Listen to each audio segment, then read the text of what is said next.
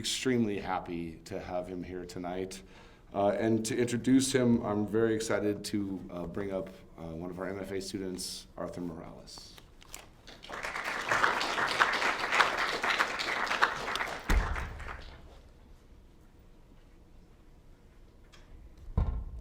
Hi.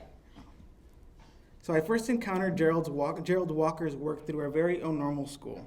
It was a piece called Inauguration, which detailed his experiences trying to convey the historical and cultural significance of Obama's inauguration to his own children. At the time that I first read it, I don't think any of us were prepared, let alone anticipating what would end up happening this past November. Overnight, the world changed for so many of us, and each of us had our own personal reasons to be frightened. And then I went back and I reread Jerald's essay. It contained the same sense of hope that it did the very first time that I read it, hope that is born not from the fact that we had our first president of color, our first black president, but from the fact that it will happen again. Jerald points to children, the next generation, and I firmly believe that we can all put our hope in them too. In his new memoir, The World in Flames, A Black Boyhood in a White Supremacist Doomsday Cult, Jerald takes readers back to his childhood. We meet his blind parents, his friends, siblings, and most importantly, a young Jerald Walker. He's a unique voice amongst his family, and he's a unique voice amongst us in this room right now. Please join me in welcoming Jerald Walker.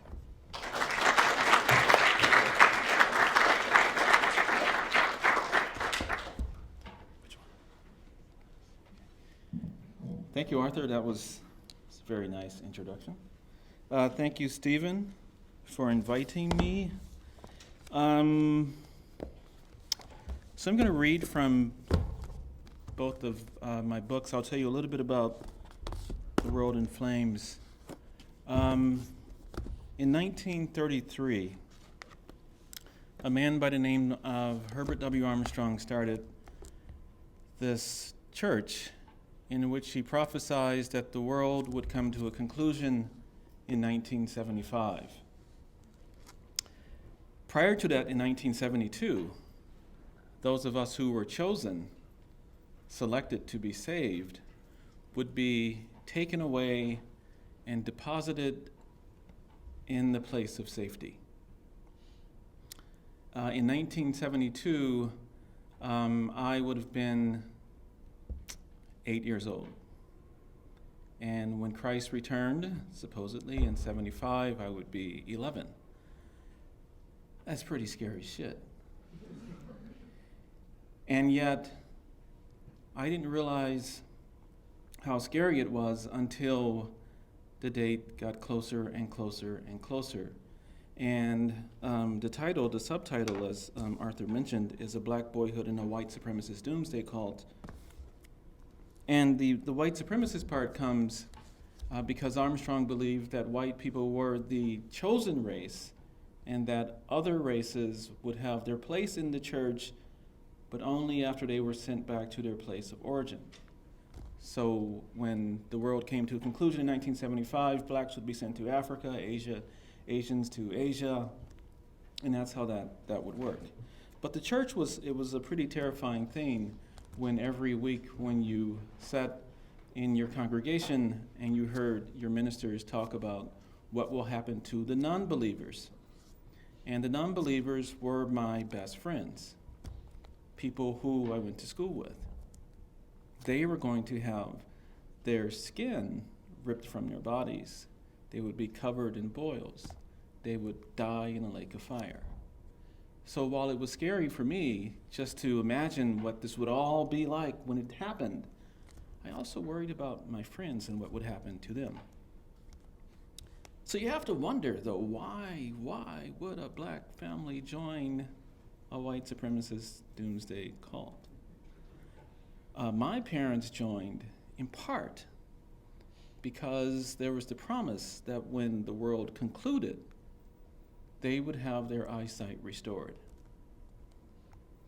It's powerful, powerful incentive when you have 6 children and you've never seen them. And so my parents believed that when 1972 arrived and we were taken to the place of safety, which was in the Middle East, at Petra, that they could see their kids for the first time. So even though I grew to be very, very bitter about the experience of being in this religion. I can't really fault my parents for having that hope and having it drive them to do things that ultimately were pretty detrimental to their children. So I'm going to read from this, and before I do, I'll tell you a story about a reading I gave last week. A lot of you are in MFA programs, and in 5, 10 years, you'll be famous, perhaps. But your books are going to come out, and you're going to give readings, and sometimes the readings go well, and sometimes they don't. So last week, I was reading from The World in Flames, and even though it's kind of a bleak book, it's dark, there are some spots in it that I think are kind of humorous. And so I was reading what I thought were humorous spots, and the audience was completely silent. And so I started sweating. And nothing. And I got to something and I said, oh, this is my killer line, and it was dead silent. So I was shaking like this now at this, and I was dripping.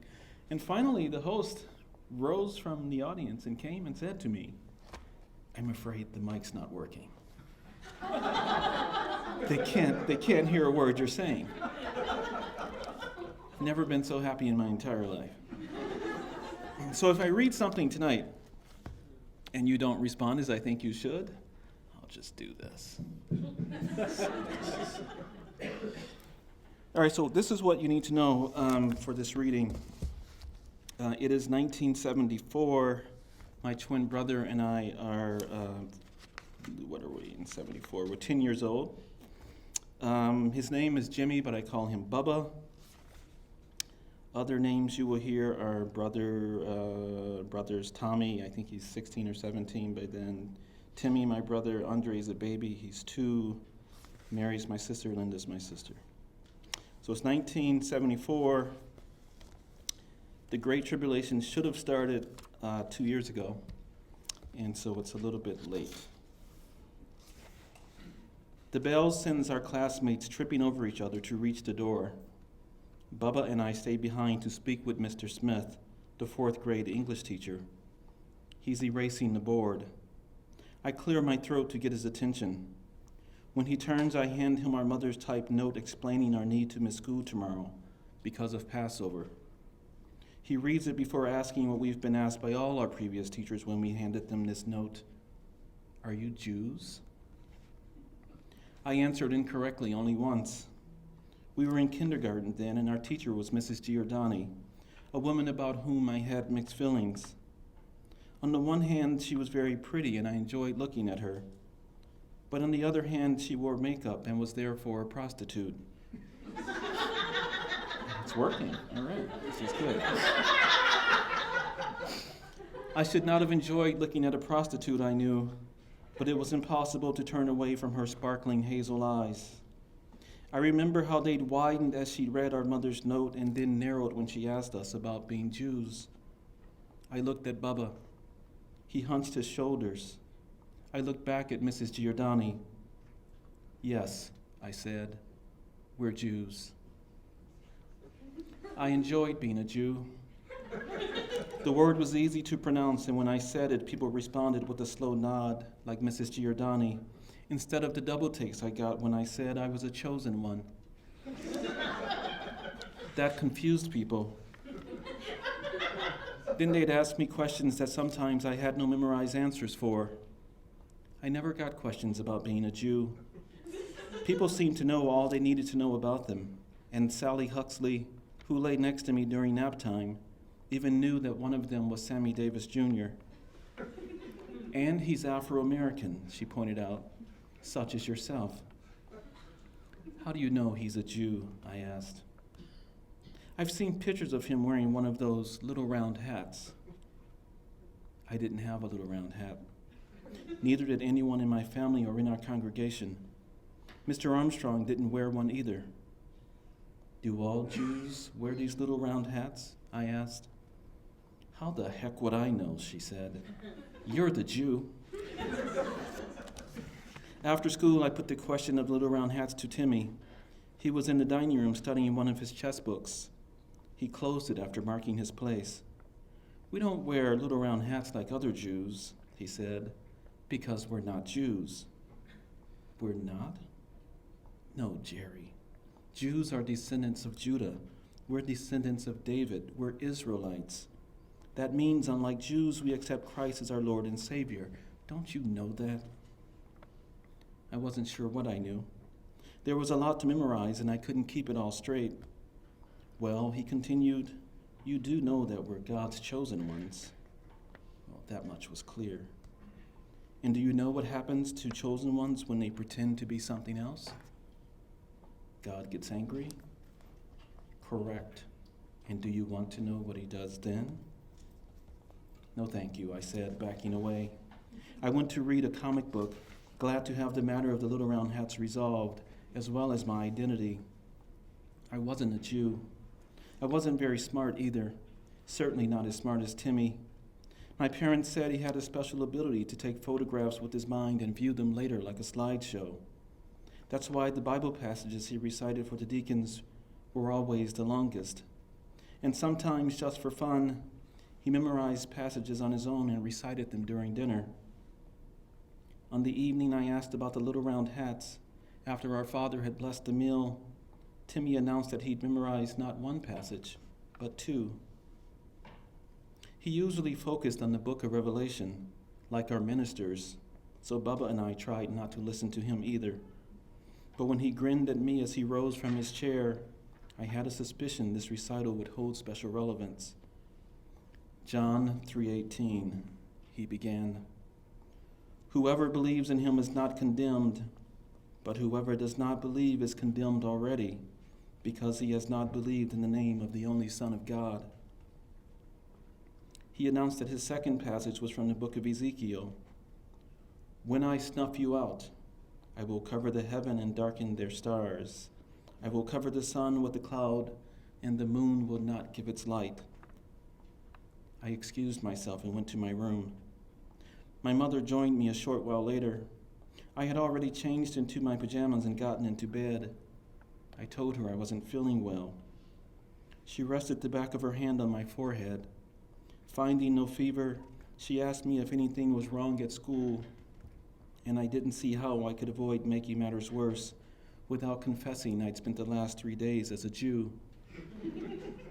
Am I condemned? I asked. No, sweetie, she said.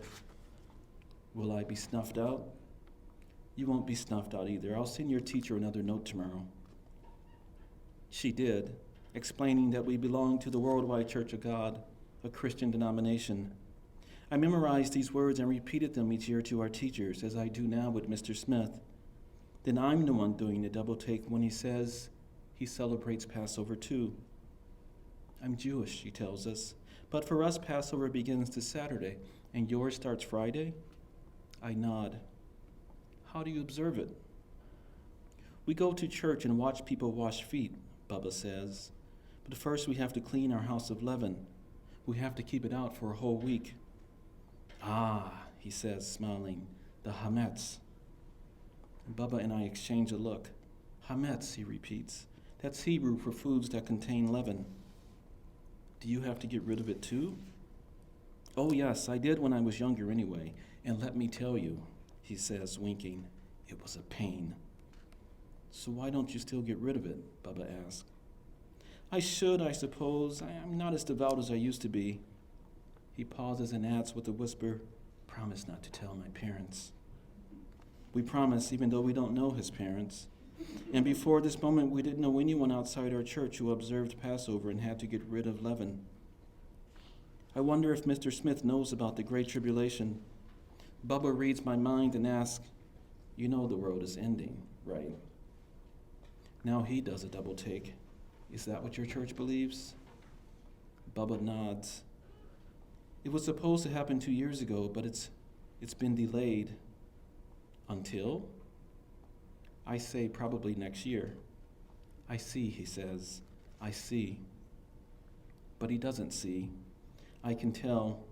He doesn't believe in the Great Tribulation, and he probably thinks we're strange. I lift my book bag from the floor and hoist it over my shoulder. Bubba grabs his. As we walk toward the door, Mr. Smith wishes us a happy Passover. I stop and face him. Mr. Smith? Yes? If you're a Jew, why aren't you wearing a little round hat? The little round hats are called yarmulkes. Why aren't you wearing one? Not all Jews do, he says, and there's my answer. We've been removing leaven for 2 days, and I'm worried we won't finish in time, especially with the kitchen. My mother is taking every box and can from the cupboard, handing them to Tommy to read the ingredients. If she says it's okay, he gives it back and she returns it to the shelf. If it's not okay, he places it into the garbage bag at his feet. Every time I check on them, they seem to be standing at the same place examining the same things. At 1:30 p.m., with fewer than 4 hours remaining, I warn them that if they don't go faster, God will smite us. Tommy looks at me. Smite? I'm learning the proper way to speak like an apostle, thanks to Timmy. He said smite was a good word to use. This is my first time taking it for a test drive, and I'm pleased to see I've run over my 17-year-old brother. Yes, I say, smite. It means to be crushed like a bug. I know what smite means, Einstein. Have you finished checking your clothes? My mother asked. I finished yesterday. You've checked all your pants pockets? Yes, ma'am. How about your book bag, like I told you to do earlier? Continue thy Lord's good work, I say as I back out the door. Before cleaning out my book bag, I go upstairs to find Timmy. He's finished vacuuming and is returning the furniture he moved. Give me a hand, he says, motioning toward the dresser. It's crowded with a dozen trophies he won as captain of his high school's chess team. We nudge it by inches until it comes to rest against the wall, beneath 2 posters of Bobby Fischer and a copy of our sacred calendar. The calendar is confusing because it's based on the Old Testament, so the first month is April instead of January. After I accidentally became a Jew, Timmy took me on as his private pupil. Sometimes he names one of our 7 annual festivals, and I have to tell him which month we celebrate it. Right now, he's asking me the purpose of Passover. This is simple. Passover is our most important observance and is followed by the Feast of Unleavened Bread, which isn't exactly my idea of a feast, because for 7 days we can't eat things like cookies, cake, biscuits, or Twinkies. And it's not only a sin for leaven to be in our bodies, it's a sin for it to be in our lives. Why couldn't it be called something else, I ask, like the Feast of No Lima Beans? Lima beans are definitely vile, Timmy responds, but that's the problem. It would be too easy not to eat them. To prove your loyalty to God, the test has to be difficult. Excited now by the opportunity to give a lecture, he opens his ever-handy Bible and reads scriptures about leaven in Egypt and Moses, but my desire to learn fails to match his desire to teach, and my mind wanders to a funny episode of the Three Stooges. Timmy closes his Bible, the lecture done. He seems pleased to see me smiling. He smiles back. Is it not a blessed thing to study the righteous words of our Lord? He asks. I respond, verily, verily, I say unto thee. Cool, he says, grinning. You've been practicing, as thou instructed. He puts his arm around my shoulder. Come on, devoted pupil, let us depart this wretched wilderness of our bedroom and assist our kin in thy pursuits to cast out leaven from our lair. We head to the den where Bubba and Linda are cleaning out their book bags, but first I pop my head into the kitchen to check on my mother and Tommy's progress. How goeth thou's labor? Will you stop talking like that? Tommy snaps. Oh, leave him alone, my mother says, laughing. He's just being silly. Are you finished? I ask. They are. I look at my watch and see that there are still 2 hours before the Sabbath and the start of Passover. Technically, we still have a little more than 24 hours to finish the leavening. But our weekly trash pickup is early the next morning, and we need to get our captured leaven off our property. For the next 2 hours, everyone pitches in to hunt down crumbs in likely and unlikely places, under the stove, in the toaster, on closet shelves, inside mittens, between the pages of books, in the garage, and under the welcome mat outside our front door. When we finish, Tommy carries the garbage bags to our trash cans in the alley. Then we get ready for the Passover service. The cars arrive at dusk, just as some kids from our block are walking by. Later, they'll ask Bubba and me where we'd gone, why we were so dressed up, why the Bibles, why the serious expressions, why were our parents carrying plastic buckets, and why, when they called to us to say hello, we didn't respond.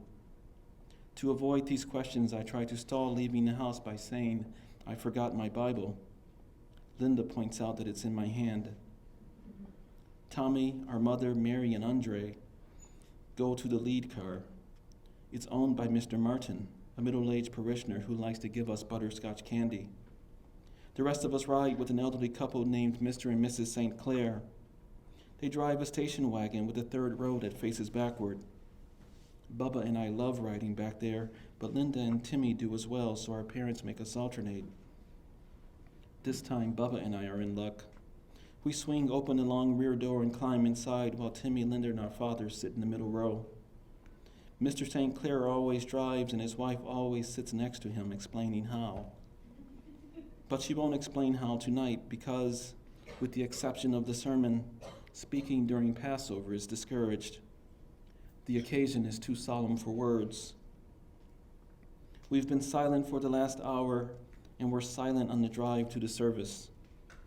We walk toward the school's entrance without saying a word, and when we reach the deacons, who sometimes ask my siblings and me how we're doing in our studies and exchanges small talk with our parents, he simply looks beyond us as he holds open the door. Instead of going to the auditorium, we go to a large classroom on the second floor. All the desks have been pushed against the wall, and the chairs are arranged in two groups in the center of the room, half designated for the men, half for the women.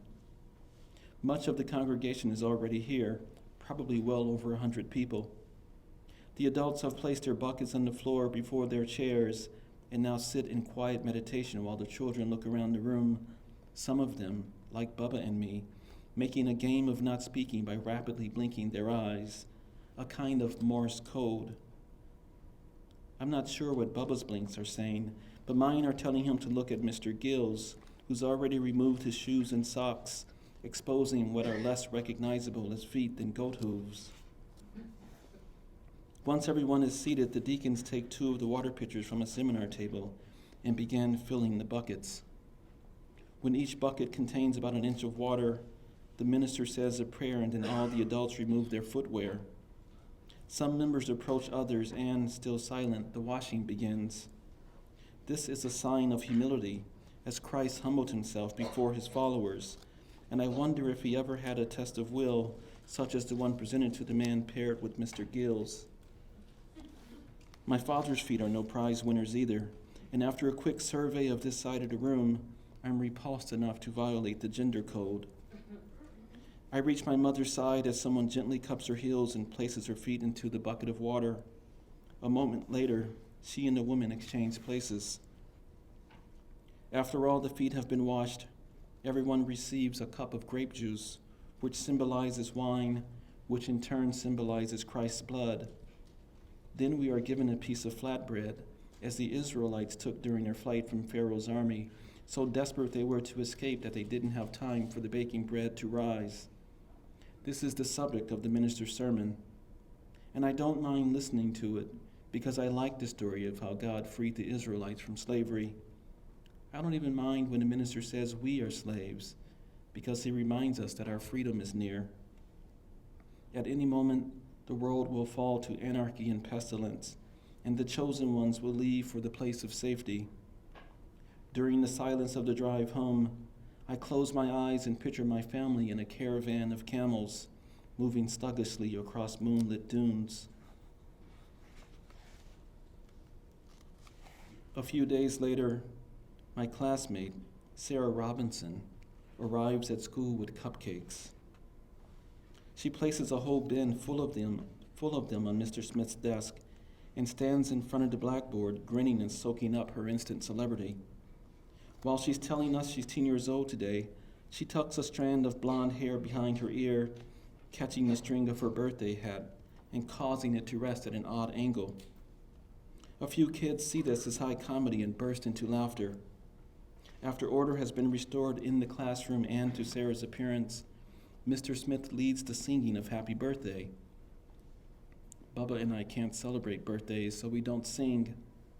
And because we can't eat leavened foods this week, we won't be having any of those cupcakes either. When the song is finished, Sarah picks up the bin and announces she has 4 flavors from which to choose: vanilla, chocolate, strawberry, and Neapolitan. I've never heard of Neapolitan-flavored cupcakes, and this strikes me as an important advancement in the field of treats. I only wish I wasn't learning of it when I can't try one. I wish, too, that when Sarah paused by the side of my desk, Mr. Smith didn't say, loud enough for the whole class to hear, that the Walker twins can't eat cupcakes this week on account of our religion. This is more high comedy. I add Mr. Smith and everyone who laughs to my list of people I won't be pulling from the lake of fire. Some of the kids don't laugh, but instead look at Bubba and me with pity, which is worse than laughing, so I put them on the list too. And then there are the kids who neither laugh nor pity us. They only want to know more about a religion that doesn't allow cupcakes. They put their questions to Bubba and me during recess. We explain that we don't celebrate birthdays because we don't celebrate Christ's birthday. Well, why not? A girl asked. Because we don't know when it is, I say. Actually, she responds, it's December 25th. Bubba tells her that date isn't in Scripture. So, she says, what does Scripture have to do with it? I just want to know about the cupcakes, says a boy. Where do they fit in? That's easy, says another. The cupcake is the body of Christ. I shake my head. No, we don't believe Christ's body is a cupcake. God is the cupcake? Bubba says no. So why can't you eat one? Because they're Jews, someone says. I know a Jew, a girl states, and she eats plenty of cupcakes. No, they're Afro-Jews. I say we're not Afro-Jews. They're Jehovah's Jews. We're not Jehovah's Jews either, Bubba responds. So whose Jews are you? We're no one's Jews, I snap. Then what's your religion? It doesn't matter, I yell. We just can't eat the stupid cupcakes, okay? We just can't. I turn and head toward the far end of the playground. Bubba tries to follow me, but I tell him to leave me alone. When I reach the chain-link fence that surrounds the lot, I lower myself to the gravel, my arms clutching my knees. I stay here until the bell rings. At lunchtime, Bubba and I sit by ourselves in the cafeteria. We could sit with the other kids, but neither of us is in the mood to answer more questions. And there are always more questions when we are sent to school with matzah and cheese sandwiches. As we slowly remove them from our lunchboxes, I can sense the stares coming from all directions. And at this moment, I realize I'll be stared at not only for the rest of the lunch period, but for the rest of my life. Stared at when I go to church on Saturday, stared at when I mention the Great Tribulation and the lake of fire, stared at when I have to explain why I don't celebrate pagan holidays, stared at when I give my teachers my mother's notes, and stared at lately when I stand before the mirror trying to identify the thing that makes me special, a boy worthy of eternal life in God's kingdom of heaven, but all I ever see is my plain, ordinary face. Tonight, after brushing my teeth, I stare into the mirror again, only this time I dare to voice the thought that crept into my mind during recess and frightened me even more than our minister's sermons. I wish I hadn't been chosen, I whisper. I wish I was just a normal boy.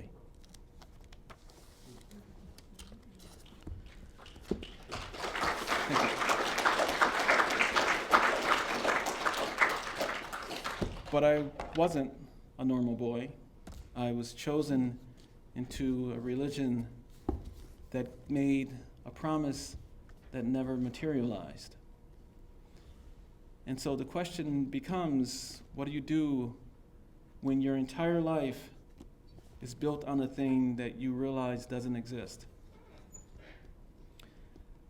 That was a hard transition for me and my twin brother and one of my older brothers, Tim. And when we realized in 1978 that the church was a fraud, thanks to 60 Minutes, which did a big story on the church and revealed that Mr. Armstrong was in fact using our money for a very lavish lifestyle, it was devastating to us. I was 14 at that time. I never thought I would be 14. I had no idea what to do with my life. And this was at a time when the south side of Chicago was just beginning to make the sorts of headlines that Donald Trump likes to tell us about, that when you leave your house, you get shot. It was becoming pretty bad. And so when this whole belief system was removed, the thing that we replaced it with was what was happening in that ghetto. And we stopped following one master and followed the ones in our community. My brother Tim was particularly susceptible to this lifestyle because he had been such a devout follower of the church that he was crushed. He was devastated to find out that it was a fraud, and he felt as if it was his turn now to perpetrate fraud on other people. And so he began selling drugs and doing all sorts of crimes. And because my twin brother and I idolized him so much, that when he told us one day, "Don't believe in Armstrong anymore. I'm the prophet now," we believed him. And so we followed him. And so what happens next is the subject of Street Shadows. I wrote Street Shadows before I wrote The World in Flames. So Street Shadows starts when I'm about to descend into a life of delinquency. I wrote this first because I wasn't ready to write this. And there's some really dark stuff in this. I get in a lot of trouble. But this was hard emotionally for me. And the reason why I decided to write it, I think, had a lot to do with the fact that my sons, who are now 14 and 16, were about the age that I was during the course of this book. And I could see so much of my mannerisms in them, that they reminded me so much of me, except they didn't have this cloud hanging over them of the world coming to an end. And I just kept thinking about how devastating it would be if I had sons who had that weight on them. And I think in some way, I wrote this book in order to work through what I feared could have happened to them. And it helped me come to grips with a lot of things. But this book was written first. And the interesting thing, I think, is figuring out which order you want to read them. Because if you read this one first, it kind of flows into this. But if you read this one first, you really don't have much of a sense of this part of my life at all, because I excised it from this story. I just didn't want to talk about it. I make references to the church, I make references to the prophet, but I don't really get into it because I simply wasn't ready. And yet, its presence is felt because my life is completely out of control. So I'll read a few chapters. These are short chapters. The first one I'll read. I think I am 14, I'm 16 years old, I think. I've dropped out of high school, and I am running with some pretty bad people. It's called The Second Act. We had not intended to rob her, but the opportunity was there. An elderly woman carrying a grocery bag into her house while two more bags sat in the open trunk of her car. Steve grabbed one and I grabbed the other. We sprinted for a block and then jogged the rest of the way to my house to assess our booty. 8 cans of tomato soup, 2 loaves of bread, 24 ounces of orange-flavored Metamucil, 8 pounds of chicken fryers, lard, a bag of chips, and a pair of Dr. Scholl's inserts. I opened the chips. Steve put the inserts in his shoes. The elderly lady, I assumed, called the police. Or maybe she called God. I imagined her standing by her empty trunk with her hands raised toward the sky, asking that the robbers be brought to justice. But I knew the justice she sought already awaited me.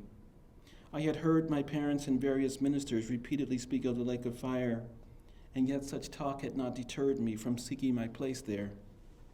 Eternal damnation, the way I saw it, would simply be the second act, a continuation of the life I already led, day after day filled with debauchery and nights with more of the same.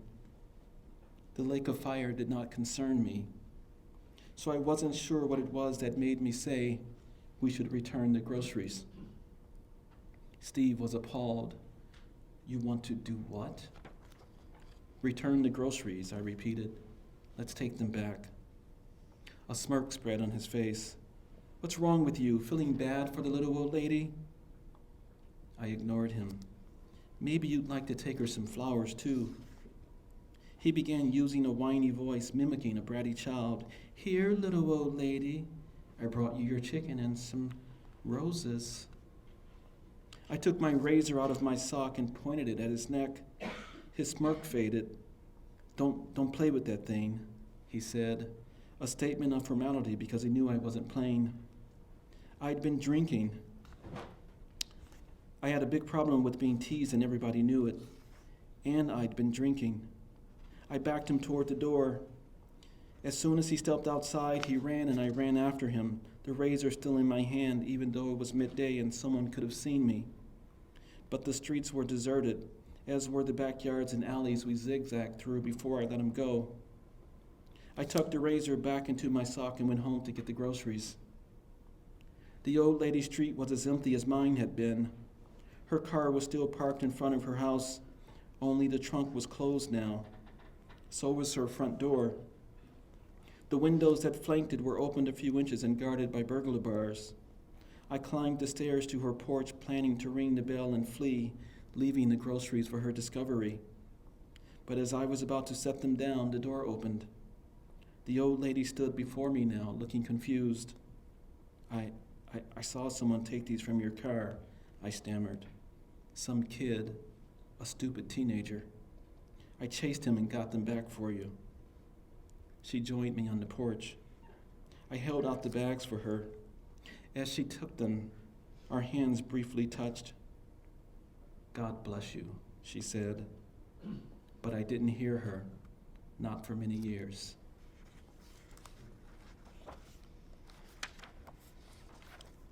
Next chapter is called Bullets. The pharmacist was an elderly black man whose hands trembled as much as mine. I watched the paper flutter as he held it close to his face, trying to read my writing, which was all but illegible in the true fashion of doctors. But I wasn't a doctor. I was just a 21-year-old unit clerk who forged prescriptions. I often wrote them for barbiturates, but I liked amphetamines most. They mimicked the high I got from cocaine, and they were easier to consume.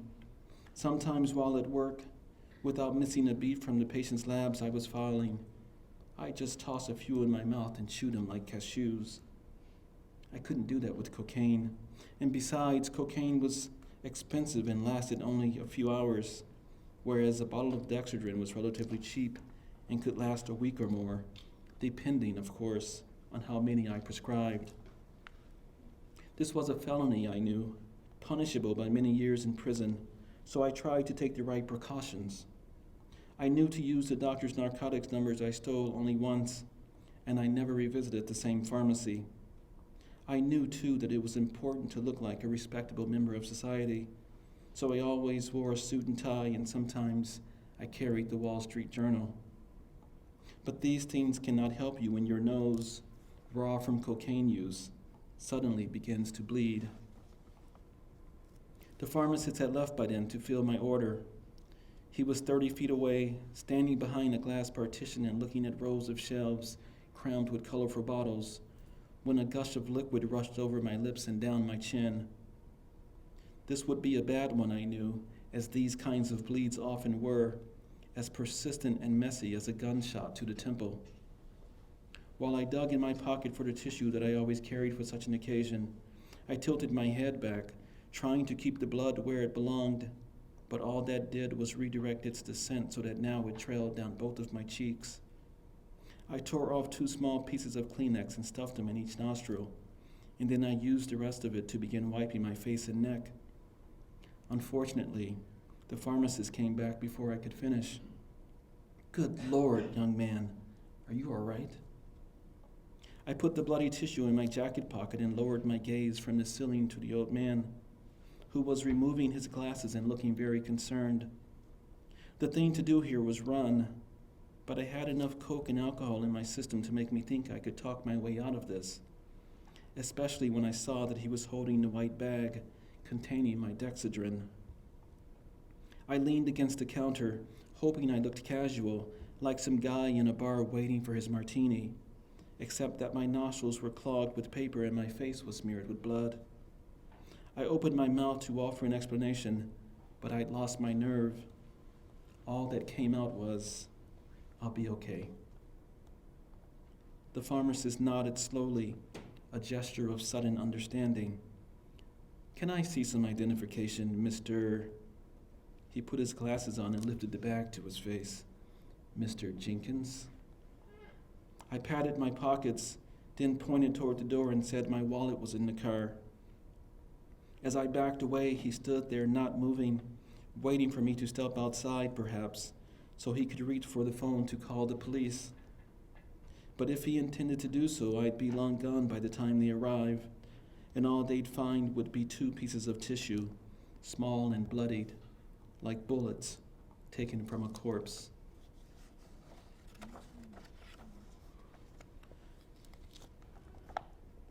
When Love Speaks.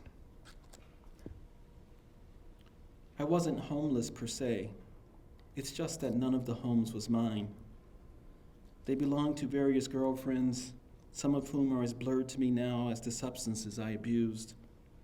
Most of these women were substance abusers themselves, though some were merely depressed or afflicted with self-esteem so low that having me stay with them, even for brief periods, struck them as a good idea. I did not love these women, it is fair to say, and it is fair to say that they did not love me. I knew very little about love in those days, but I knew a great deal about hate, and most of what I experienced was my own hatred of me. That's how I ended up with Pam. She was aggressive, rude, domineering, and deceitful, traits that even in my confused state I did not care for, and yet I stayed with her for 2 long years, following her from apartment to apartment whenever she got the urge to move. There were separations during those periods, times when one of our frequent fights sent me cramming my worldly possessions into a duffel bag and sleeping at a former girlfriend's house, or, if it was warm, in my car, a 15-year-old Lincoln Continental so large that the back seat was in essence a small bed. But invariably I'd end up back at Pam's door, admission guaranteed I knew, if I returned with coke in hand. After one of those departures, which lasted only 3 hours, since I could find no one to let me stay with her and since it was winter, I returned to Pam's apartment just as a man was leaving. I watched him from the end of the hall as he walked a few feet away, removed a key from his pocket, and entered another unit. A moment later, I found Pam in our waterbed, her nude body floating along the waves, her left hand holding a cigarette. When she heard the floorboard squeak beneath my feet, she slowly turned in my direction. "I hope you brought some coke," she said. It occurred to me then that I needed a home of my own. But that was easier said than done. I'd filed for bankruptcy 2 years earlier when I was 19, so I knew the odds of someone granting me a lease were slim. This was proved true over the next several months. I was rejected by every place I applied, often right on the spot, forcing me to remain at Pam's apartment, where I slept on the couch with her 3 mangy cats. Her boyfriend visited her openly now, occasionally letting himself in with his own key. I would leave then, sometimes driving to the medical center to sleep in the parking garage until my shift began. Oddly enough, Pam and I got along better than ever, our contempt for each other morphing into something that resembled, if not friendship, then a truce between combatants. When my car finally died of complications associated with old age, it was she who drove me to the apartments to fill out applications. It was because of her, in fact, that I got my first place.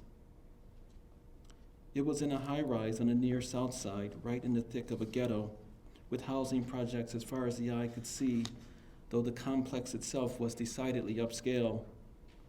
The lawns were nicely maintained, there was a swimming pool and tennis courts, and the views of the city were worthy of some posh hotel. The property had been recently constructed, part of an attempt to revitalize the area. Surely a guy in bankruptcy wasn't the kind of tenant they sought. The building manager, a matronly black woman with steel gray hair, told me that in so many words while Pam and I sat in her office. My credit report was in the manager's hand, and as she delivered the bad news, I noticed she kept sneaking glances at Pam and shaking her head. "I don't know what that old bitch's problem was," Pam said as we drove to her apartment. "Did you see those looks she kept giving me?" "Yeah," I said. "I definitely picked up a bad vibe." "Bitch," Pam spat. "I'm glad you didn't get that place. No need to be giving that hussy your money."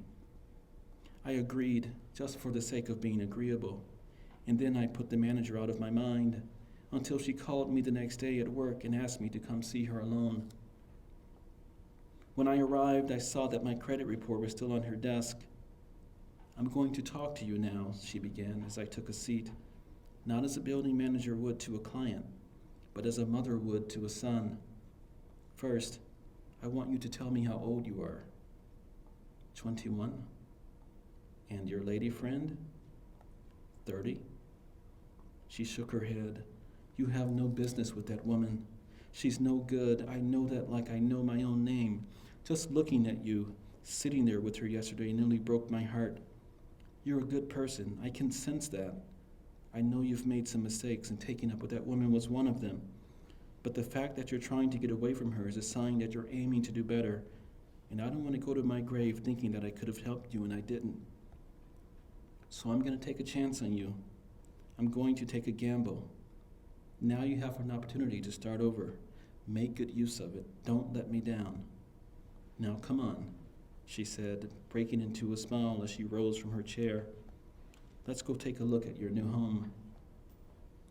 And even I, who knew so little about love in those days, knew all there was to know about it then.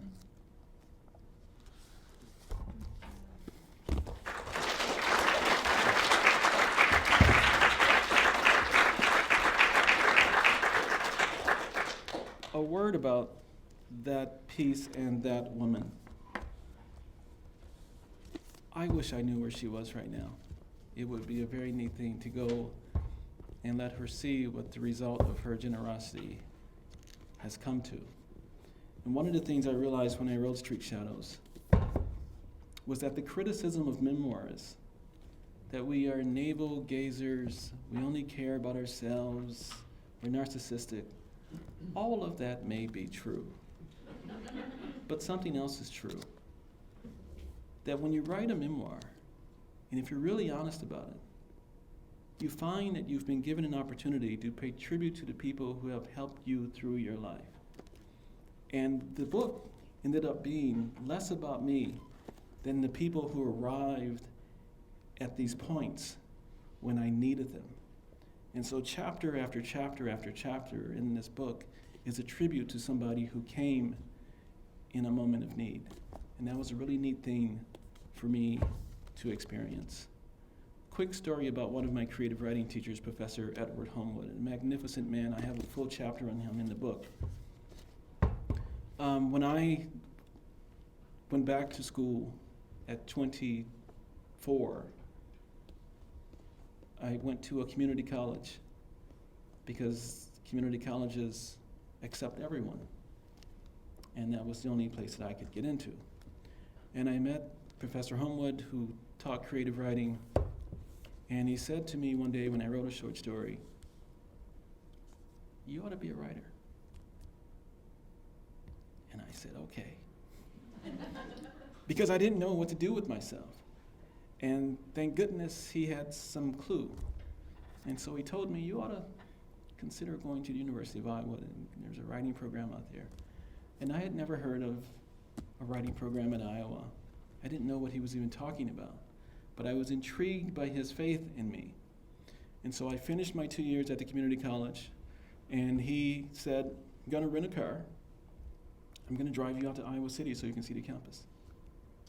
And I said, sure. So we drove out to Iowa City, went all over the campus. He took me to the writer's workshop, walked behind me into the room with his hands on my shoulders and said, everyone, this is Jerald Walker.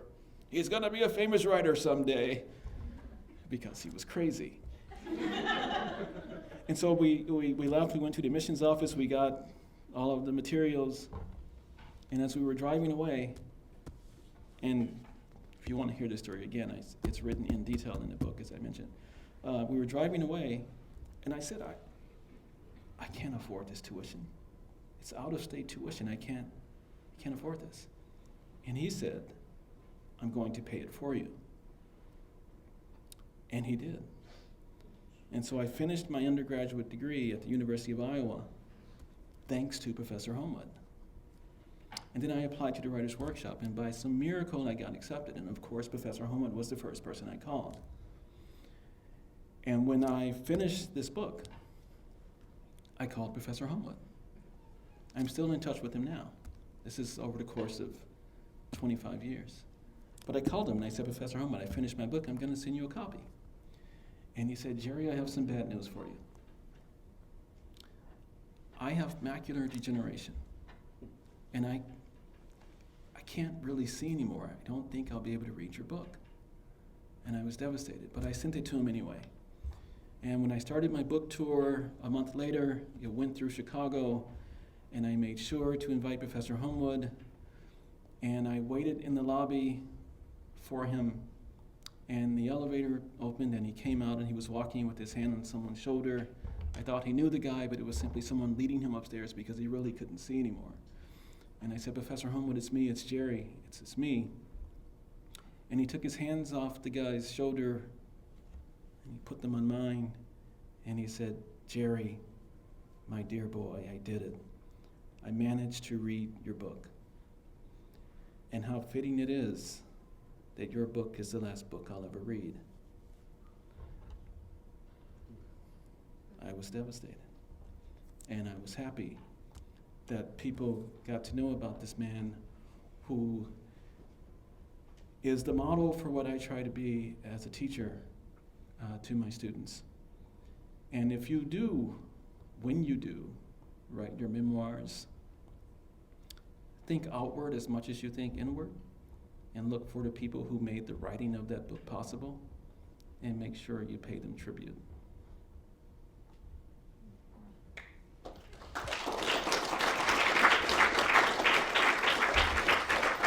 So we're going to have a few questions now, or should we go finish drinking?